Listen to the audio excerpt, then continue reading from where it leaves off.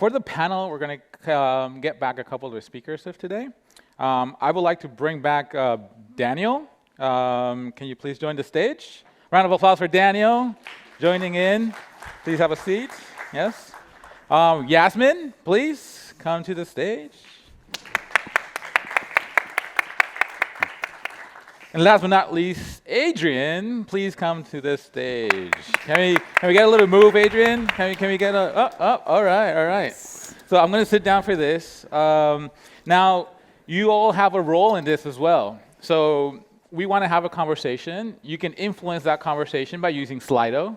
So please input, any questions. It could be related, to the challenges and joy of navigating your career. Maybe something from the talks from before. Maybe something that you hear in the conversation that you want to expand on. So this is something that we want to make sure that you all can participate. And I'll be looking after Slido and get the conversation started. So maybe let's start with Daniel. All right.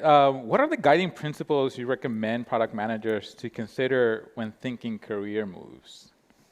Oh, it's a good one. I guess we've had some good talks about Correct. career moves earlier, so you've set me up for being contradicted. So I think kind of beginning with the end in mind, we heard that earlier from Yasmin, of why do you want to change? Because it's very easy, I think, particularly thinking about product management, it looks like a big sexy field from the outside. And so if you're trying to break into product management, the question is why? What is it about product management that is attractive to you? And I think the same question goes if you're already inside product management and you want to change to a different job. It's what is it that you're looking for from this change? So is it I want to grow into, I don't know, more of a product lead kind of position, like Adrian was talking, like extend those strategy and those business skills? Or is it, I want to try a company at a different stage, like sort of my talk was about. But if you don't kind of begin with that end in mind, I think, as a guiding principle of help working backwards to, and so I'm going to look for X, Y, Z. I think we're product managers. We know that if you don't start with a goal, then you're probably doomed to failure. So that's kind of the first guiding principle I would advise. Anybody else would like to elaborate on any guiding principles you might recommend? I think for me, something that helps, and I do consider this as a guiding principle for myself, is do I enjoy the area or do I have an interest in it? Now, it's not binary, right? So if someone says like, hey, I'm not super into this, I don't say, hey, well, don't take it. But I think it makes it a lot easier because then if you don't, and I have definitely been that person where I've taken a role where I wasn't that keen on the problem area, I wasn't even keen on the solution area. And then it took like this extra 20-30% of my energy to get myself motivated, whereas I could have been using that elsewhere. And then so from that, I decided, okay, I have to go into something the next time and for future as well, where I can say, I at least enjoy the industry or I enjoy areas of this product or at least the people that I'm working with because it will make it a lot easier. And so that's something that I've always stuck by ever since. And I do encourage that when you are taking your very first role as well, make sure it's something that you naturally find yourself curious about and are interested in and want to know answers to the questions. Because there's nothing worse than being on a PM and being on a discovery call where you have to ask the questions to get to, why does the customer do that? But if you're not that interested, it's so much harder. And I'm saying that because I've been there and done it. So definitely try to not make that mistake. Adrian, anything to elaborate? Sure. I'm quite pragmatic from a lot of perspectives. So yeah, definitely be intentional. Choose a company that fits you and make sure that you're like within the right culture. But also be intentional about what you want. So if it's a moment in your career when you want to learn more, choose a place where you're exposed to a lot of learning, maybe new domain, maybe new country, kind of like putting you out there, out of your comfort zone, so you can learn really fast. That's usually quite unpleasant on a personal level, but that's how you learn fast. And there can be changes that are like purely career-based, right? Like you go to some other company because you're going to have like a better title, and that's also fine if it's part of your intention, if that's not necessarily your end destination, but you want that because it's strategically important for you. And then one other aspect that is like, not talked about enough is money, right? Like you're going to make choices because of compensation, and it's fine to be, outspoken about it. And it's fine to be outspoken also to product leaders. And we as product leaders also need to understand that this thing with we're all a family, it's great, but you can't really be a family with a billionaire co-founder or people several layers higher when it comes to compensation. So you need to understand that people will also be motivated by money. And if you're having team members that you know that they are underpaid, think that they are spending 10 to 30% of their time and attention talking to other companies, learning about other companies and interviewing with them, I think it's much better for them to keep that focus on the company, much higher added value for whatever 10 or 20 extra % that they are looking for. So be intentional about how much you want to make, and also as a leader, be intentional about making sure that your people focus on what they need to focus, and do as much as you can within the financial constraints to make sure that they are motivated financially as well.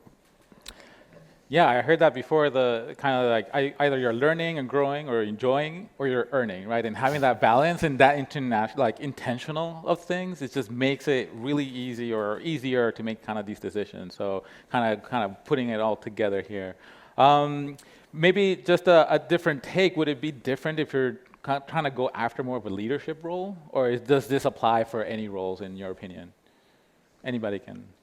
I think being intentional in life about what you want to do and having some sort of a plan, I think that's quite helpful. And especially, right, if you plan to work on large international companies and you've spent 10 years working in one country, that is probably not the best thing to go about it. If at some point you want to be in a multi-billion-dollar company, there's not going to be a one nation company.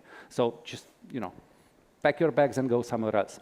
That means being on a different continent, exposing yourself to new cultures, or just taking on a new challenge in a new domain, try to learn different KPIs. But it's about intention, right? If you want to have a calmer life and focus more on your personal time, then find a great company in the place that you live and try to be excellent at what they do and bring a lot of added value there and focus on being great in the local environment, be a professional recognized locally. And maybe to look at the counter side of things, I believe you've all kind of changed jobs over time, right? Were there any key challenges that you guys face into while making those changes? Can you talk a little bit more, especially when you're looking into changing into a new career, a new path? Adrian, you were just telling us you've been doing this on hard mode a month and a half ago, right? You changed 3 things simultaneously? Yeah, I changed the company, moved to a completely different domain, and moved from a new country, moved from Estonia to another country. So that was intense, and I would not necessarily recommend that, but sometimes you make these crazy choices. But that fits me, I'm on a good energy level, let's say. Any other challenges you faced through maybe changing careers or jobs? Yeah, I think for me, again, something that I've decided when I start looking again, maybe in the next few years, is I've hopped around industries quite a bit, and that can actually be difficult when you're coming in with completely zero to no domain experience. Because again, you spend the first 6 months just trying to get ramped up in your domain area, and some industries are a lot easier to learn than others, but one of the most recent ones, I would say it literally took me about 9 months to get 80% of the knowledge of the industry, and that's why we were so adamant on hiring people that were from the industry after me. And that was something that I wanted for our product team as well. And so I think for me it would be about being intentional about the industry that I go into, but also, if you do come with that industry experience, you tend to get paid a little bit more as well because of that. So if you come with that already, it's an easier hire as well, and potentially you might be able to bump up your salary a little bit. So that's one intentional thing that I'll be taking on. Like breaking into a new industry in that sense. Maybe I'll switch it up and go to one of the questions from the audience. Maybe the top one. So how did you get into this field? Maybe Yasmin, can you? Yeah, sure. So I've always been in startups, always been in tech, but primarily my roles were a combination of operations and strategy. And it just kind of came about that we switched the whole squad model, and they gave me a squad. Well, I actually pitched for my own squad, but without realizing that it would end me in product management. So I was working on an internal tool for the company, for the finance team actually. And then it wasn't until, and I did have to be sat down by my boss, and he was like, that you're doing product management, and that, we think that you'd be really good at this if we gave you a bigger team and a different squad. And so actually it was a really hard decision for me because I was like, but I always thought my track was going to be operations, VP, COO. and that was just stuck in my head from 20s onwards. And then when he put that vision in my mind, I was like, oh my God, I really need to go out and speak to some people and understand whether this is the right track for me. Does it meet all the goals that I want in the future as well? And I was very, very lucky that the company said, if it doesn't work out, we'll give you your old job back. And I fully appreciate that there's not many companies that would do that. And it was pretty much 2 weeks in, and we had the conversation of do you want to go back? And I was like, I've not even thought about going back. And so it was kind of, a nice maneuver in, and I do appreciate I was very lucky in that sense. But this is why I advocate for internal moves. You're much more likely to get that internal move in a company and get your product route that way than you are just cold applying for a new one. But it's also a good way to test out, right? And see, is this right for me? Do I actually enjoy being with the product team? And so, that's how I kind of kicked off my product journey. All right, thank you for sharing. Adrian, I'm interested in your story. What's your origin story in product management? Oh, we don't have enough time for this. Definitely not. I'm a lawyer by training because nobody's perfect. But most of the time in my early career was in entrepreneurship in the brick and mortar world. So I've been working. I had a restaurant, I had a car dealership, I had an advertising agency until I had startups. And then by doing startups, I learned about product management, and then I slowly moved into larger companies and into product management roles. Changed a few countries, continents, domains. So that was this continuous learning process. But I think just like in your case, the fact that I was involved in basically operations because I was managing a very brick and mortar, a few brick and mortar businesses, I think that helped me a lot focus on where the value is and making sure that there's money at the end of whatever feature or product we're trying to build. I think that was quite helpful because I was able to quickly distill it to why do we need to do this for the company. Amazing. Daniel, what's your story? I love this question because product management is the great hidden career path, right? Yes. People don't know it exists until you join a company and you're like, why didn't no one tell me this was an option? I would have studied whatever leads me to this. But for me, I studied economics, I became a central banker and realized that I am much too risk-loving and fast-moving for central banking. If anyone's listening to this, if you like those things, central banking is not for you. And I actually founded my own escape room back in Sydney. So if you ever make it to Sydney, check it out. And someone said to me, look, what you've been doing with the escape room is basically product management. I had been hacking together the website and I'd been marketing it and I'd been coming up with the concept and working with the engineer friend of mine to bring it to life. And they said, well, look, do that, but do it at scale with tech and you've basically got product management. And so I had a similar story to Adrian. I relocated to Berlin and decided to simultaneously reinvent my professional life and applied for a product management job. And somehow the ducks aligned or the stars aligned for me and I got my way in and it turned out to be amazing. So I don't know, I just sort of wish it hadn't been quite so random. I wish I had a story that made me look a lot more intelligent when I tell it. So. I mean, we don't have a product management school in universities or schools. We don't teach this, so this is how we usually get into this space. So, and it's always good to have somebody who kind of shows a little bit of a mirror of hey, what you're doing is actually product management. Why don't you continue that career? So I'm very grateful for those people who kind of pushed you all into that into that role. All right. Why don't we take another question from the audience? Yes, I like this one. What is your biggest failure in product management, and what is your takeaway from it? Because I'm pretty sure nobody has any failures here, right? We're all successful. We're up here talking about a lot of good stuff. So, Adrian, let's kick it off. Yeah, I remember one of the things when I thought about it afterwards, it was so absolutely obvious, but a couple of years ago, I moved to Singapore and I worked for Grab, which was a ride-hailing company, kind of like the Uber or Bolt of Southeast Asia. And when I got there, I noticed it was very domain expert type of role, and I noticed a lot of problems within the architecture and the backend. And I started fixing those and kind of forgot about the fact that we need to deliver stuff in time every quarter. And obviously, the architecture were extremely complex, and extremely valuable. But I forgot about the part that I was saying before, like deliver incremental value at every single release and quarter. And needless to say that after the first quarter, my manager was like pretty upset with me because I've done some like wonderful things that had absolutely no impact on the business. They turn out to be positive later, but that was definitely not the best way to create a good image in a new company. And what would you have done differently then? The incremental value? Exactly. Like I would have focused on making sure that I break that complexity down so that I focus not on just on the backend, but making sure that like at the same time that we do an improvement in the backend, it surfaces in the direct-to-consumer part in a way that's measurable and it adds value to the business or to the customer experience in some measurable way. Cool. Daniel, any failures you want to share? I feel like it's an interview question. Right? I feel like, yeah. But it's recorded for you to rewatch all day if you want. Okay, well, I'd like your feedback from the crowd if anyone's looking for a PM at the moment. So I had a very, again, obvious in hindsight sort of moment where I think I made the right call, but the way I did it, it's those soft skills that you were talking about.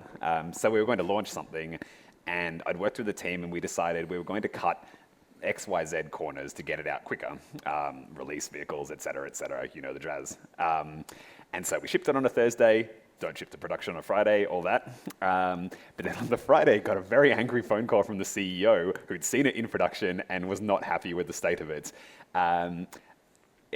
Apparently I'd forgotten to tell people that it was going live and explain the reasoning process that we'd gone through to say, hey, we're going to ship this quicker, learn from it, and then iterate on the UX.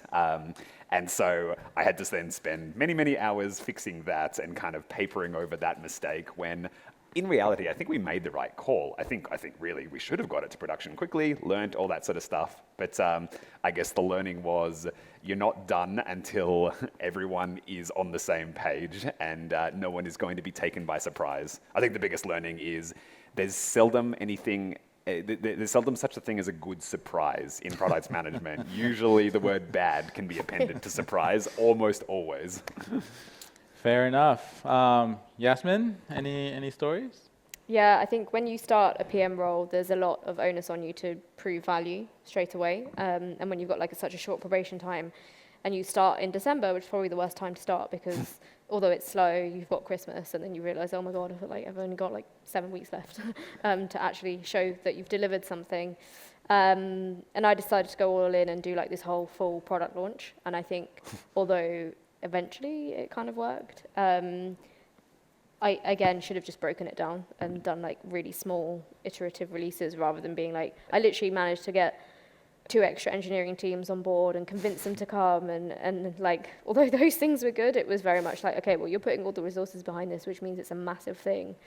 And obviously, you know, like always a delayed launch and, you know, we're not going to hit the initial date that we said we would and whatnot.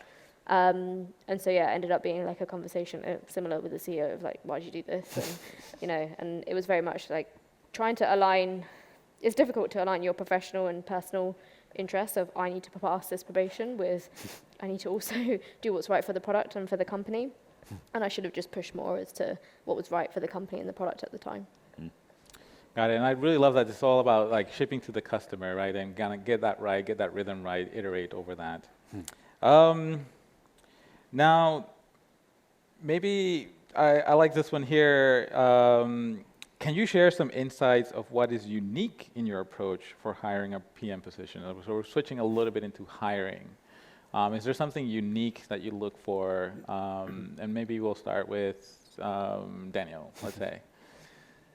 So I like to think I only have 2 non-negotiables for product management positions, and that's communication and genuine enjoyment of being around people. The reason being, I think Yasmin kind of alluded to it earlier. If you don't know the, RICE framework or something, this is something we can teach you in a day. Like all these sort of skills, they're very easy. We can hand them over. But if you don't enjoy communication and you don't like people, boy, are you going to have a bad time as a product manager. And so really, I don't know if it's unique in my approach, but really what I'm trying to ascertain is, can you communicate well, and do you genuinely enjoy this exchange that we're having right now? Can I see you doing this 10 times a day with very different people and continuing to smile throughout it? And if that's true, we can kind of backfill the gaps, especially if it's like a junior product management position. Like we can backfill the gaps. And then, I mean, I think Yasmin kind of alluded to it earlier, then you might want to layer on things like industry knowledge if they need to hit the ground running, all this sort of stuff. But yeah, I guess the core of my approach is look for communication skills and look for that genuine sort of enjoyment of people and kind of empathy for people, are the kind of core non-negotiables. Maybe a good segue to Yasmin. I mean, you kind of detailed some in your talk. Yeah, I think for me, it's a little bit difficult when you're working for startups, especially a company like Revolut, right? Like everyone wants it just because it's great on their CV and it's great for whatever they want to go on to next, which is usually, hey, I'm using you as a way to get money from an investor when I end up starting my own thing, and that's absolutely fine. And actually, I much prefer people to be transparent with me and be like, hey, I'm going to stay here for 2 years, and that's it, because this is what my eventual goal is. But when it comes to product management, like I mentioned and alluded earlier in my talk, was much more to do with like initiative. Can they show process? Can they show logic? I don't know that I have any deal breakers. I think the only ones that have, really kind of irked me is when they have no understanding of what the company is. And so I deliberately will put in a question that primarily quite in the beginning as well. It's like, what's your understanding of company? So I'll say like, what's your understanding of Wayflyer or Impala or whatever company it is, and that can weed out so many people as well. Because one time I had someone turn around to me and be like, "Oh, can you tell me?" I was like, well, I work here. So yeah, that's probably the key one, because like again, you can differentiate and see who's scattergunning and who's actually interested. And like I mentioned before, if you're genuinely interested, then your motivations are going to be a lot more different to someone who's just there because they're just there. Good power move from the candidate, though. Like, Yeah. put it back on you. Bold. Like, yeah. You wanted the answer. We'll just go to the floors.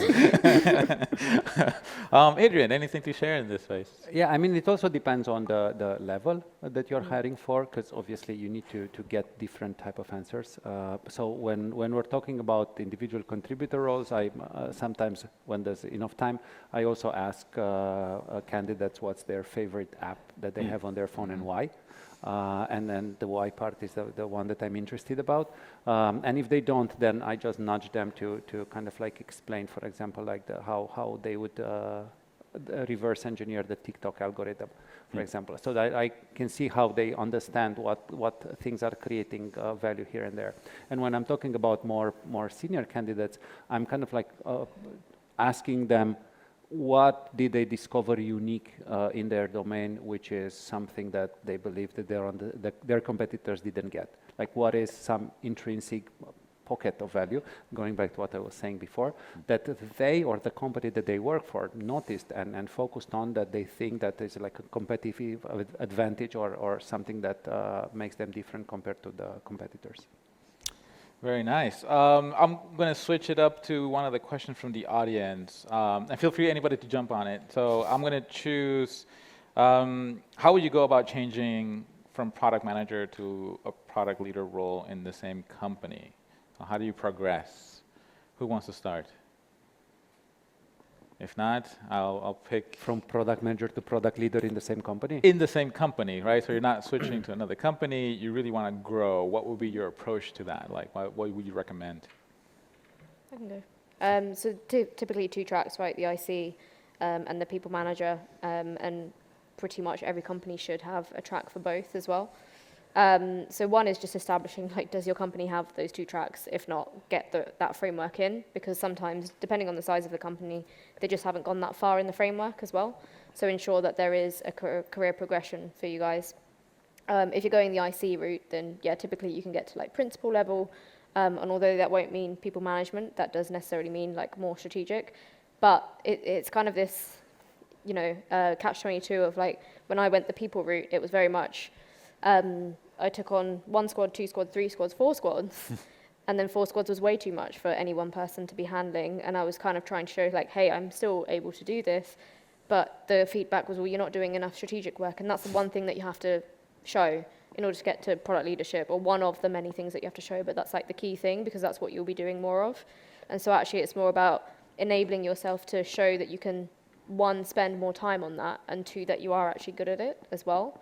And so then the rest is just having a very frank conversation with your manager and whoever else is in the product organization as to what can they do to support you to get there. And sometimes, unfortunately, it is, not the answer that you're looking for, which is we just don't have that, or we already had someone in mind, or, there's 3 other people who came in at the same time as you who's at the same level, and you're all going to be going for that same role as well.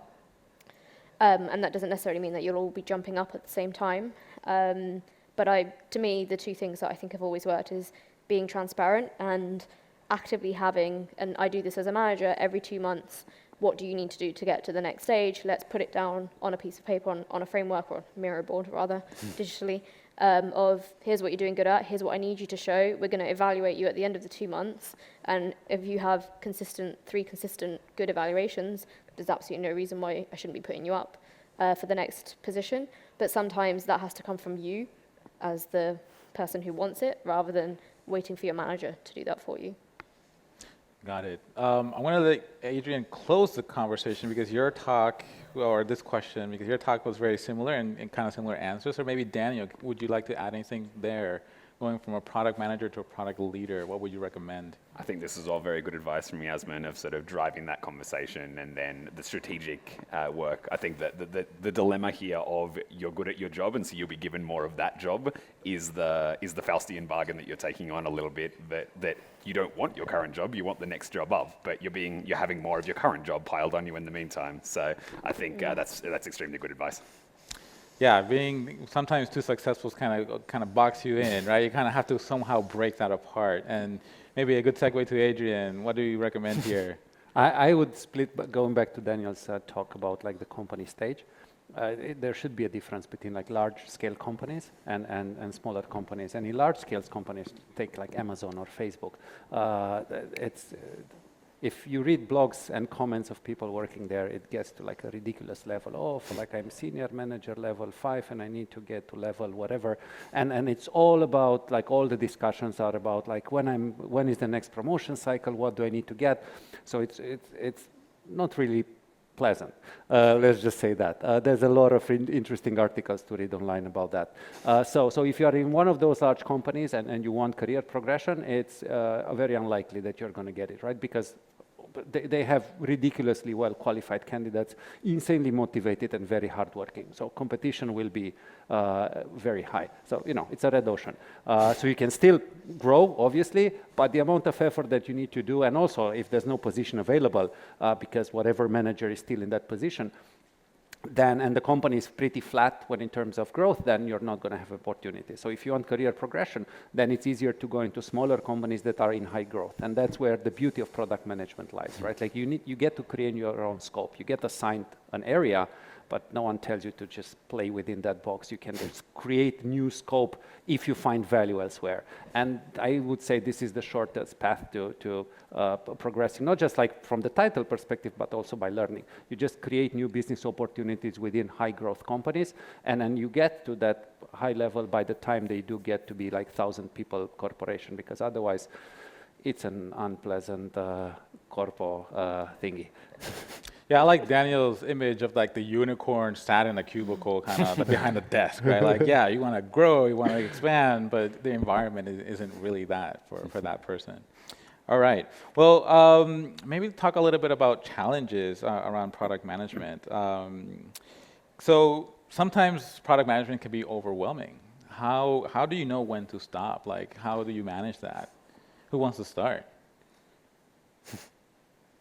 Silence. I think after you have the first burnout, you kind of learn to Exactly. you learn to notice the symptoms and you try to stop before. Yeah, but like, I mean, I'm joking, but it's obviously not a matter of joke. And I think going back to the leader responsibilities, I think having frequent one-on-ones with your team and noticing who is getting too overworked, you need to like just step in, make sure that they get enough time off, make sure that you take some of the stuff off their plate, make sure that they are aware, and hopefully if the organization doesn't have some sort of like mental support, just make sure that they get it. It can be overwhelming, and there's a lot of pressure precisely because product managers are in that like circle of everything that they need to be responsible for, and you sometimes feel responsible for a lot of stuff, and you end up overworking, and that's just not healthy, and you need to balance it. Anybody else want to add to that? I actually sort of did the whole, once you become a product manager, you product management everything to myself last year and developed, like you've got health metrics for your product. I started to think, what's my Daniel health metrics last year? And it was things like, have I got meetings on my calendar for more than 20 hours a week? Am I taking meetings before 9 a.m. or after 6 p.m. or like, am I spending enough time with my wife and cat? Like things like this, and starting to sort of track over time, are these trending red, yellow, green? And initially it was a bit depressing, but at least it sort of put a face on the problem and gave me a direction to head. And so that was actually quite helpful for me, because it gave me both a sense of, hey, I'm feeling bad and here's why. And it also gave me a concrete topic to talk about with my manager. Like Adrian was saying, like, I think my manager had recognized, but didn't have the tools necessary to help me diagnose the problem, because everyone's burnout it's the Anna Karenina problem, right? Like every happy family is the same, every burnt out product manager is unique. And so like having that sense of like what's important to me and what's failing at the moment, that was quite a useful exercise for me to do. Nice, thank you for sharing. Yasmin, anything to add on this? Yeah, so I think for me, one of the most important relationships as a product manager is your like technical other half, which for me is the engineering lead or the technical lead.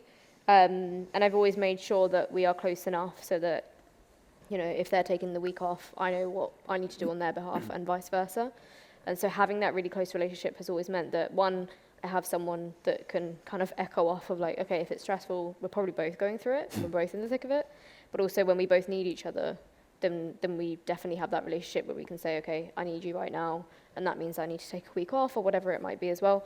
But similar also, just like, you know, there's loads of tools out there. When Google, I don't know why they took so long to show you how much time you're spending in your week in meetings. That's probably one of the easiest things to do. Sorry, I know you work for Google. I'll pass it on. But yeah, things like that, and just having really strict rules as well, right? So, you know, I know for a fact that, you know, after lunchtime, I just don't really operate that well. And so I'm not going to be taking any meetings unless it's absolutely urgent, and I'm defining what urgent is, because everyone thinks this is what's urgent as well. And so I'll literally have a checklist that says, or a logic tree that's like, I'm handing this to you. If it doesn't meet that, then I won't, you know, won't be on this. Because I think as a product manager, it's so easy to be pulled into every single meeting, when a lot of the time, you know, you can delegate those decisions. And so, yeah, that's how I've kind of managed it, but still struggle. I wouldn't say I'm perfect at it. And I'm just curious, anybody working remotely or in a hybrid situation, has this changed because of that, like knowing when to stop? Because I hear there's a lot of like self-awareness happening. Is that because you're now working only by yourself, or do you have others who actually help you through this as well? I mean, it's also like having learned by failure. I think to Adrian's point, you know where the wall is once you hit it, to some extent. But also, I mean, being at home, my wife started to be a good source of feedback, and the cat, when her dinner time became a little bit later than she wanted. So there's a little bit of that, I think. Well, get a cat. That's my top tip. Yasmin, Adrian? Yeah, I mean, I've worked pretty much entirely remotely for the last 2-3 years, actually. And so I think what was happening was that, you know, I would end up, it's very easy to be like, oh, I'll just log on super early, and I do, and then I'll log on super late, and I do. And just like forcing yourself to be in situations where you just can't, and then you realize that, because I'm the kind of person where it's like, if I see something, I have to respond to it pretty much straight away. But then I actually think that most things solve themselves within a few hours, actually. And so just learning that, and so I'll deliberately like close Slack for a few hours, but also just having people like, you know, when they say like, oh, so-and-so is working really hard, they need to, you know, take some time off, and I'm probably the one that is saying it to them, and then if they're saying it back to me, and I'm like, okay, this is a bit ironic, I should probably be listening as well. And so once you do get to a manager level or a lead level, people will follow what you're doing. And so if I'm desperately telling my reports, you know, you don't need to be working like this. If they're seeing it from me, then, you know, the one thing that I have to do is to change that and say, hey, I went on holiday and I did not do anything. And it is totally possible. I think that anyone who thinks that they have to be online all the time, otherwise the company can't operate without them, is doing something wrong fundamentally in their role. Well said. Adrian, anything to add in there? I think the schedule feature at Slack is one of the best things that happened Yes. to humankind in a long time. but yeah, to what Yasmin was saying, like we need to be aware as managers that we show a lot of, we show with our behavior what we expect from others. So do pay attention to that. I would still love to have a schedule for comments on Google Docs. But from my perspective, I'm quite intentional about this, and I do share with people in my team that I'm taking some time off for like a walk and an audiobook during the day, which is why I'm going to be commenting on some documents later or send some messages, just because I would structure like 1 or 2 hours and later in the day. And I'm sharing this because I want them to know that there's no expectation for them neither to read nor to react outside of what they allocate for themselves as work hours. But it is a challenge both for managers and employees to work in this remote setup. But I think it's a huge opportunity to have a better work-life balance, because if you're truly passionate about it, then like the stuff that you read outside of working hours, it will probably be about your work, or you're going to have parallels in your mind, and you're going to open a note or send a message and so on. So it's like kind of blended, but we still need to be aware that you should not put more than the reasonable amount of pressure to people that you're working with. And it's fair to say, I think everybody's in this, right? You're not alone, right? So if you also need help, you can also reach out and kind of get help from anybody else. It's group therapy now, right? All right. So let's switch it up to a topic from the audience. What would you consider as essential ability skills that a product manager requires if the company is in transition from growth to professionalism phase? So it's kind of going to your talk, Daniel. Yeah. I would love to hear from these guys as well, actually. That's an interesting one. Because this, for me, is the growing pains point of a company. Because founding and growing stages of company are very scrappy. You're just like, get it done, hack it together, it's fine, the duct tape solution is exactly what we need. And then you have this interesting pivot where it's suddenly, okay, and now we need to be adults. And that can really kill people, I think. Like, there's engineers and product managers who really don't survive that transition because they loved the scrappy phase. Like, they got in it to hack things together, and suddenly they're being told to clean their room and put their toys away. And this is no fun. And so, I mean, I have an answer to the literal question, but my sort of meta answer is actually, potentially it's fine that you like the growth phase, and then if the company has moved on, it's okay to kiss and say good luck in the future and go back to another growth phase company. Like, there's lots of growth phase companies out there who would love to have you hacking things together and putting duct tape everywhere. Go do that, and then the company can replace you with someone who loves process and wants to be at this like professionalizing, optimizing phase company. So my answer is my better answer to this, I think, is like, maybe it's okay to not feel like you need to evolve, but stick to your strengths. Yeah, that intentional kind of way of thinking through what you want, right? Yeah. And being true to that will help you decide if you want to upskill or just go for another growth company. Yeah. All right. Yasmin? Yeah, I think assuming that you've kind of decided that you want to stay and you're okay to be in that phase, I think for me is kind of two things. Is one, your product decision making will be infinitely more complex because you have so many different factors to take into consideration. So that means that you have to understand everything about your product, who it touches, all the levels of decision making. Like at Revolut, if you wanted to make not small changes, but big changes, you would have to go through layers and layers of like, these are all the forms that you have to fill out and whatnot, and you send to legal and compliance and da-da-da. And that doesn't necessarily suit anyone. And what that means is that you need the analytical eye. You do need to get into the nitty gritty and be really granular with things, but then also know when to like scope out and say, okay, this is the high level, but then still retain that level of, I need to be in touch with my customers. It's so easy when you get to that stage. When I joined Revolut, pretty much like I'd say 1 in every 10 product managers was talking to their customers. And that's you have to also remember your key principles, right? So your principle, well, for me at least, is to always stay in touch and always understand what your customers are going through.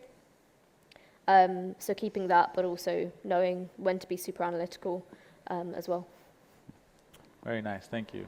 Adrian? I think it also depends what do you do in the company that moves from high growth to like established company. Because if you work on like the back end or platform side of things, that is probably the first moment when you're going to start to have enough resources to actually do what you plan to do, right? But if you are like a direct to consumer, super experimental, risky experiments and high growth, probably there's going to be, less of that, but it depends on what is the area that you're working on. Another way is to look at who's coming in. If there's a very solid senior product managers coming in, that's probably the great learning opportunity. If consultants are coming and the future is mergers and acquisitions, you need to ask yourself if that's the company that you want to work. And if that's for you, that's great. Amazing. Well, I wanted to ask one last thing before we wrap up. If you have to summarize in one word the joy of the product management career, what would that word be? Yes, I'm making it really tough here in the stage. I see them sweating. I wanted to see them sweat. One word. It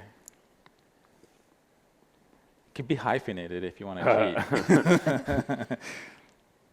All right. I'd say curiosity. Curiosity. Like if that's your hunger, then this career will be the right one for you. The joy of being curiosity, being open to that. Yeah. I like that. Yasmin? I'm going to go with energy inducing. Which Nice. is I like it. You can hyphenate that. Yeah, I can have So for me, it's like I get so much joy from it that it produces energy for me. Whereas I think for some people, if it's kind of taking away all your energy, then probably not the right fit. Daniel?